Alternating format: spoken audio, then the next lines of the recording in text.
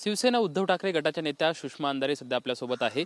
ताई, खरं तर मुंबईच्या दसरा मेळाव्याची अगदी जोरदार चर्चा होती. काल सुद्धा भर पावसात तुमचा शिवतीर्थावरती दसरा मेळावा अगदी जोरदार झाला. त्याचबरोबर दुसरा सुद्धा शिंदे गटाचा दसरा मेळावा होता.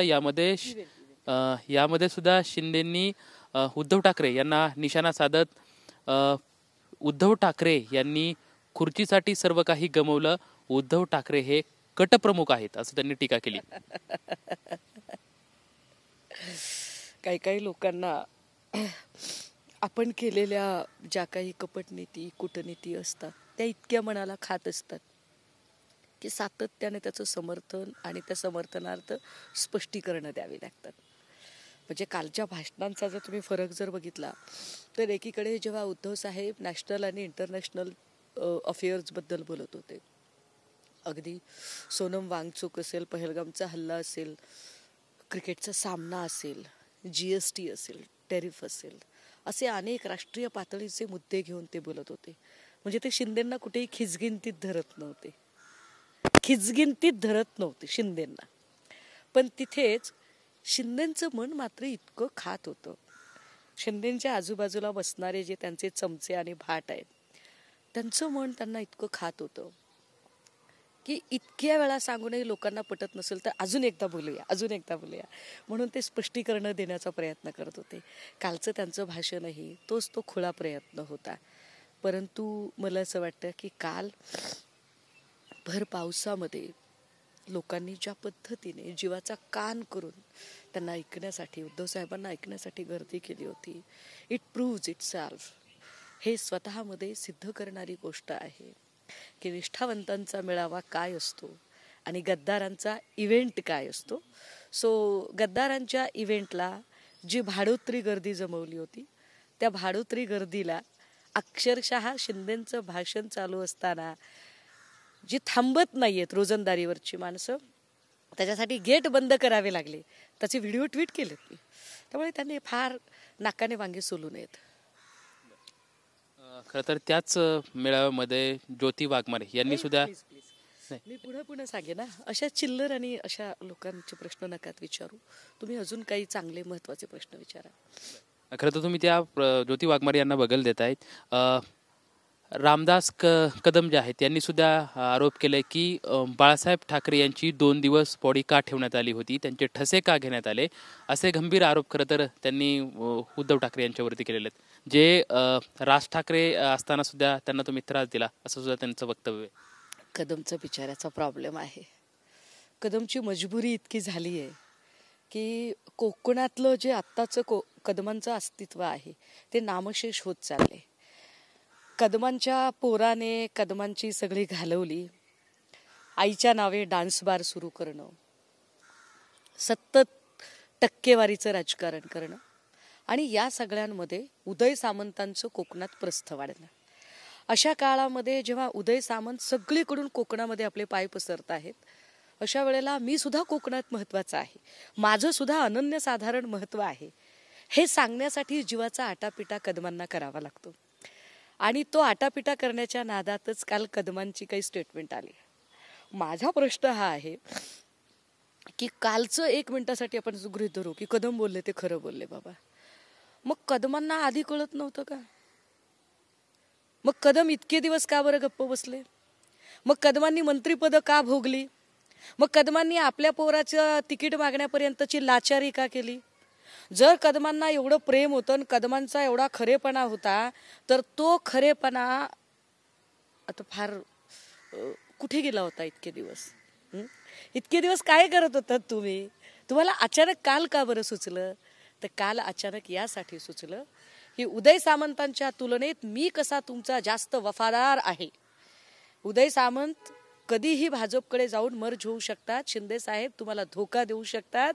उदय सामंतांनी त्यांचा एक वेगळा गट तयार केला आहे, पण साहेब मी तुमचाच आहे हे सांगण्यासाठी जे एक बार्किंग ब्रिगेडची जी चढाओढ लागलेली होती, त्या बार्किंग ब्रिगेडमधला एक उत्तम बारकर म्हणजे कदम काल बोलत होते. कदम असंही म्हणतात की एक भाऊ काय असे 10 भाऊ जरी आले तरी आम्ही त्यांना मातीत गाडू. नाही, कदम जेव्हा म्हणतात ना, मुळात मला काय म्हणायचंय, तुम्ही काय याच्यावर चर्चा करताय? तुम्हाला असं वाटतंय ना की तुम्ही ताकदवर आहात? ताकदवर माणसाला सांगायची काय गरज पडते? कालचा दसरा मेळावा जर बघितला तर त्या दसरा मेळाव्यात मी पुन्हा पुन्हा म्हणते की अरे उद्धव साहेबांनी तुमच्याबद्दल तुमचं साधं नाव घ्यायची, दसऱ्याला तुमचं नाव सुद्धा घेण्याच्या लायकीचे तुम्ही नाहीत. तुमच्या नावाचा उच्चार दसरा मेळाव्याला शिवतीर्थावरून झाला नाही, पण तुम्हाला मात्र ते पुढं पुढं सांगावं लागतंय. आम्ही न सांगता शेर जंगल की खामोशी बताती है कि शेर आया है. शेर कभी बताता नहीं है कि मैं आया हूँ. तो असे जाहिराती करत नाही, तो बॅनर लावत नाही. ह्यांना हे सगळं करायची काय गरज पडते?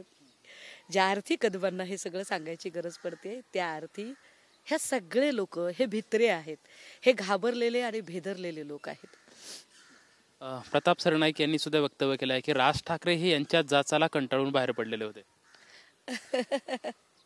आता बघा किती कॉन्ट्राव्हर्सी आहे या दोन याच्यामध्ये, की आधी तेच म्हणतात की असे किती भाऊ आले तर आम्हाला फरक पडत नाही. अरे जर तुला फरक पडत नाही दादा तर मग पुढे त्याच्यावर बोलतो कशाला? थुंकून चाटायची जी सवय आहे ना, हे थुंकून चाटायची सवय ही गद्दारांच्या सोबत गेलेल्या सगळ्या भाटांना लागलेली आहे. त्यामुळे ते त्याच्यावर बोलत राहतात. आम्हाला फरक पडत नाही, आम्हाला वाटतच नाही की या लोकांची नावं घेऊन चर्चा करावी. ते तितके वर्दच नाहीयेत, ती तितकी वर्द असले पाहिजेत, तितकं त्यांचं मूल्य असलं पाहिजे की आपण त्यांच्यावर काही बोलावं, आपण त्यांच्यावर काही व्यक्त व्हावं. पण हे सगळे स्वतःचं, कारण काय झालंय, पैसे वाटल्यामुळे सगळे अशी एक भाऊगर्दी जमली आणि त्या सगळ्या भाऊगर्दीला स्वतःचं अस्तित्व टिकवण्याची धडपड सुरू झाली आणि त्यातनं ते आपलं अस्तित्व टिकवण्यासाठी धडपड करतात. बिचारे ओरडत राहतात, बोलत राहतात. बोलावं बापडीच्यांनी. खरं तर शिंदे गटाच्या एका नेत्याने असं वक्तव्य केलं आहे की जे सॅनिटरी पॅड वाटले त्याच्यावरती आदित्य ठाकरे यांचा फोटो लावण्यात होता. रश्मी वहिनीने खरं तर हे संस्कार त्यांना दिलेत का? दुसरी गोष्ट मी पुन्हा एकदा तुम्हाला म्हणते, अशा भंपक आणि चिल्लर लोकांचे प्रश्न विचारू नका. जी चिल्लर आणि पैशापासरी माणसं आहेत, जी सतत भाटगिरी करतात, अशा लोकांचे नका प्रश्न विचारू. तुम्ही मला या राज्यातल्या दुष्काळग्रस्तांबद्दल विचारा, या राज्यामध्ये आपल्याला अजून बेटरमेंटसाठी काय करता येईल विचारा, इथल्या वाढत्या गुन्हेगारीबद्दल आता काय त्यांचं म्हणणं होतं.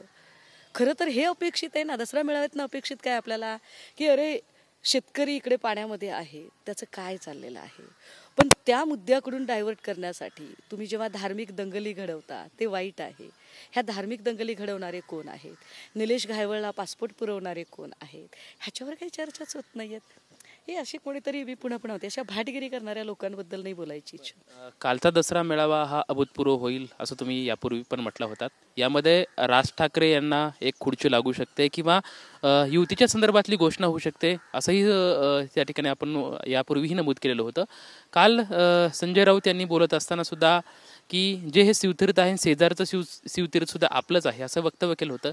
काय आता राज ठाकरे यांची सुद्धा आज बैठक होणार आहे, काय पुढे निर्णय? खरं तर युतीच्या संदर्भात उत्सुकता होती, मात्र त्या बाबतीतली काय गोष्टी काय?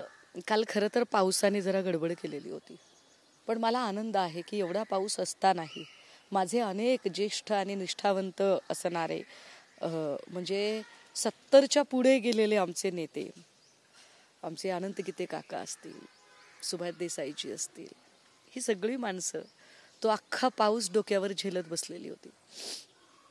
सगळे नेते पावसामध्ये होते. या पावसामुळे अनेक नेत्यांची भाषणं होऊ शकली नाही. त्याच्यामध्ये आमचे भास्कर दादा बोलू शकले नाही, आदित्य दादा बोलू शकले नाही, सुभाष देसाई साहेब बोलू शकले नाही, अनेक नेत्यांची माझं भाषण झालं नाही. तर पावसामुळे ते नियोजन बऱ्यापैकी कोलॅप्स झालं होतं. मात्र मला असं वाटतंय की तुम्हाला ज्या अपेक्षित घटनाक्रम आहे त्याचा एक ओझरता उल्लेख उद्धव साहेबांच्याही भाषणातनं आला की ज्यात त्यांनी सांगितलं की मग 5 तारखेला आम्ही काय केलं होतं. तर प्रत्येक गोष्ट त्याची एक वेळ असते आणि ती त्या वेळेला ती करायची असते. कालचा मेळावा हा अत्यंत सांस्कृतिक सोहळा होता, एक पारंपरिक मेळावा होता. त्यामुळे जेव्हा राजकीय आखाडे रंगतात तेव्हा राजकीय आखाड्यांमधून राजकीय भूमिका सांगणं अधिक सोपं जातं. फुके यांनी सुद्धा उद्धव ठाकरे यांच्यावरती आरोप केलाय की उद्धव ठाकरे हे वैफल्यग्रस्त झालेत आहेत. परिणय फुके सारख्या लोकांनी बोलू नये हो. अहो मला सांगा, शेकडो कोटी रुपये कमवल्यानंतरही आपल्या भावाच्या विधवेचे, तिच्या हिश्श्यातले ज्याला फक्त 20 कोटी रुपये देणं होत नाहीत, इतकी भिकार मानसिकता असणाऱ्या फुकेने विनाकारण असे शब्द फुकू नयेत. मला याच्या पुढेही जाता येईल, पण थांबते जरा. गुलाबराव पाटील यांनी संजय राऊत यांच्यावर सुद्धा आरोप केलेत की ज्यांनी संजय राऊत ज्यांचे लग्न लावले त्यांचे लग्न तुटले. संजय राऊत हा पांढऱ्या पायाचा माणूस आहे. आता मला सांगा, तुम्ही मगाचपासून मला जेवढे प्रश्न विचारले, या प्रश्नांमध्ये कुठली चर्चा महाराष्ट्राच्या हिताची होती जी त्या नेत्यांनी केली? तर याच्यातली एकही चर्चा, महाराष्ट्राच्या हिताची चर्चा एकाही नेत्याने केलेली दिसत नाही. ह्या सगळ्यांना पाण्यात काय दिसत आहेत? तर फक्त ठाकरे. एकीकडे जे लोक म्हणतात की ठाकरे संपलेले आहेत, दुसरीकडे त्यांना रात्रंदिवस झोप लागत नाहीये. सतत ठाकरे ठाकरे ठाकरे ठाकरे ठाकरे ठाकरे ठाकरे ठाकरे ठाकरे ठाकरे ठाकरे असं सतत त्यांना जप करावा लागतोय. हे गुलाब पाटील, हे काय ते कदम, हे नुसते भाट नाहीयेत, हे वाजंत्रीकार आहेत. एका ब्रास बँड कंपनीचे सदस्य आहेत.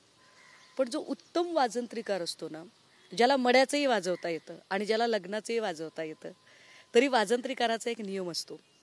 त्याने मड्याच्या ठिकाणी लग्नाचं वाजवायचं नसतं आणि लग्नाच्या ठिकाणी मड्याचं वाजवायचं नसतं. अरे काल मेळावा होता रे, दसरा, पण तुम्हाला दसरा मेळावाच कळला नाही. तुमचा इव्हेंट होता शिव्या देण्याचा. तुम्हाला जर दसरा मेळावा आणि विचारांचं सोनं कळलं असतं तर महाराष्ट्राच्या हितासाठी आपण काय काय करू शकतो त्याचा रोडमॅप आखण्याची एक उत्तम सुवर्ण संधी होती.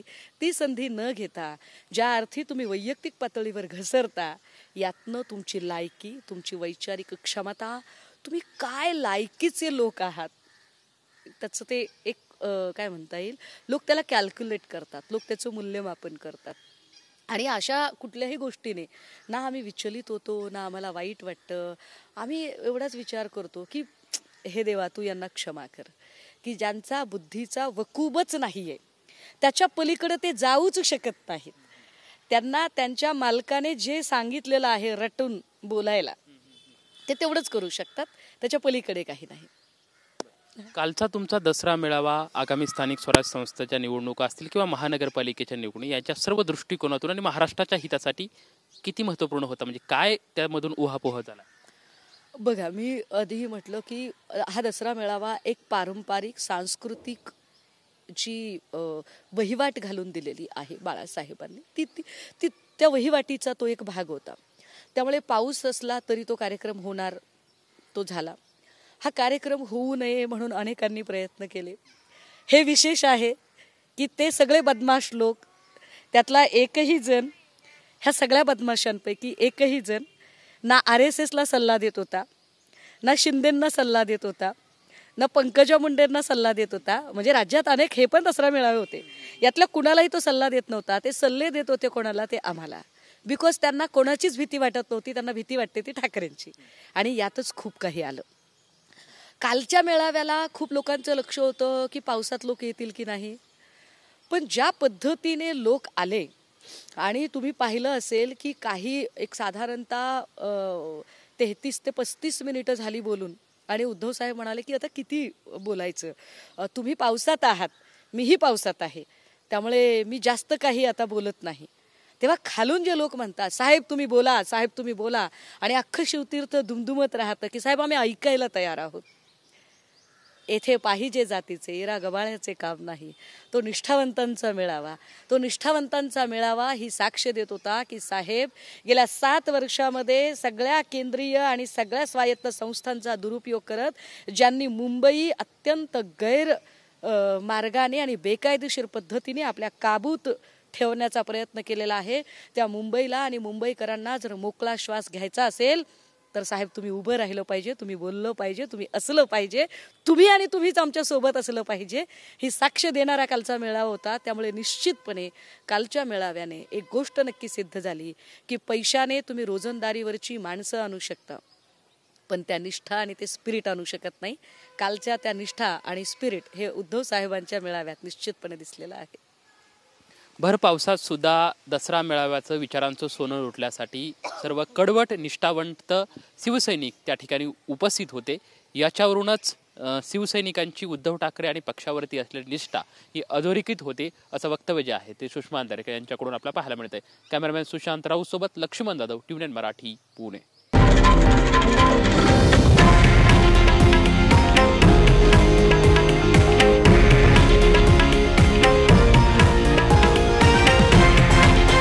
हे आहे देशातील नंबर 1 न्यूज नेटवर्क आणि आपण पाहत आहात TV9 मराठी, एकमेव.